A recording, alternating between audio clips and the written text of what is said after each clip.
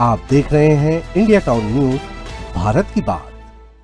सदियों से समाज को दिशा देने वाले साधु संत आज खुद एक ऐसे सवाल के सामने खड़े हैं जिसने उनके लोकतांत्रिक अधिकार पर ही सवाल खड़े कर दिए हैं।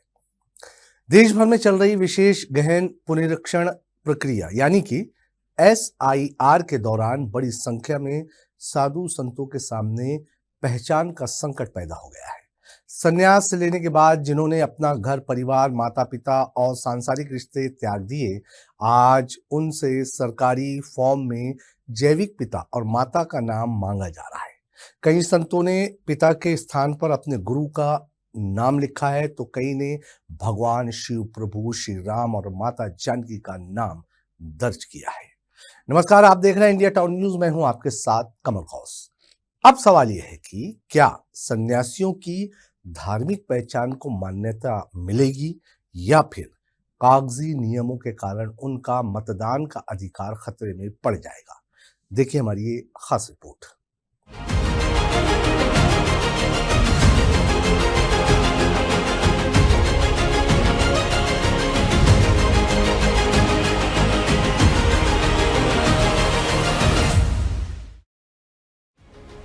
देश में लोकतंत्र के सबसे बड़े अधिकार यानी कि मतदान के अधिकार को लेकर अब साधु संतों के बीच चिंता बढ़ती जा रही है। विशेष गहन पुनरीक्षण प्रक्रिया यानी कि SIR के तहत मतदाता सूची के सत्यापन का काम चल रहा है, जिसमें आवेदकों से पिता और माता का नाम दर्ज करने की अनिवार्यता बताई जा रही है। लेकिन संन्यास लेने वाले साधु संतों के सामने ये नियम एक बड़ी चुनौती बन गया है, क्योंकि सनातन परंपरा के अनुसार संन्यास ग्रहण करने के बाद व्यक्ति अपने सांसारिक संबंधों का त्याग कर देता है और एक नया आध्यात्मिक जीवन शुरू करता है।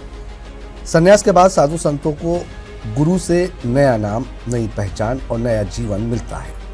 कई संप्रदायों में सन्यासी अपने पूर्व परिवार, जाति, गोत्र और पारिवारिक पहचान को त्याग देते हैं। ऐसे में जब SIR फॉर्म में पिता का नाम पूछा गया तो कई संतों ने अपने गुरु का नाम लिख दिया। कुछ संतों ने भगवान शिव, प्रभु श्री राम और अन्य आराध्य देवों के नाम को अपने अभिभावक के रूप में दर्ज किया।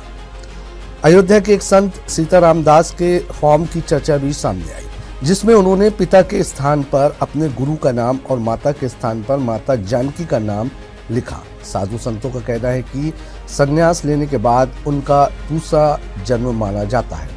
ऐसे में सांसारिक माता पिता से उनका संबंध धार्मिक रूप से समाप्त माना जाता है। उनका तर्क है कि जब समाज और धार्मिक परंपरा उन्हें नई पहचान देते हैं तो सरकारी दस्तावेजों में भी उनकी धार्मिक पहचान को सम्मान मिलना चाहिए। कई संतों का कहना है कि यदि उनसे जैविक माता पिता का नाम अनिवार्य रूप से मांगा गया तो हजारों सन्यासियों को परेशानी का सामना करना पड़ सकता है। हालांकि फिलहाल कई स्थानों पर ऐसे फॉर्म स्वीकार किए जा रहे हैं, लेकिन असली चुनौती सत्यापन प्रक्रिया के दौरान सामने आ सकती है। यदि दस्तावेजों और रिकॉर्ड के आधार पर जैविक माता पिता का नाम मांगा गया तो बड़ी संख्या में साधु संतों के नाम मतदान सूची से बाहर होने की आशंका जताई जा रही है।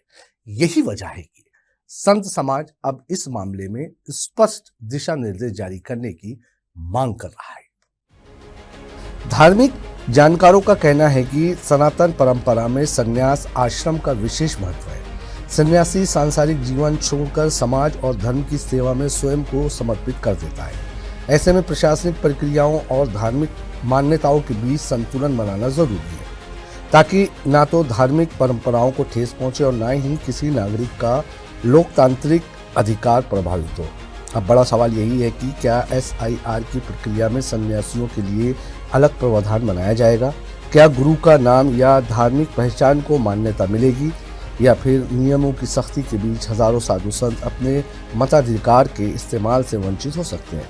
देश के लोकतंत्र में हर नागरिक के वोट की अहमियत है और ऐसे में संत समाज की इस चिंता ने एक नई बहस को जन्म दे दिया है।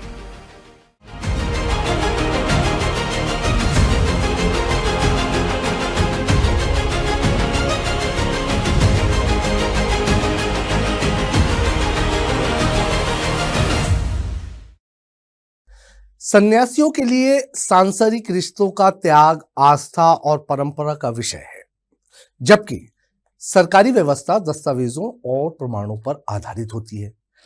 अब देखना होगा कि आस्था और प्रशासन के इस टकराव का समाधान कैसे निकलता है।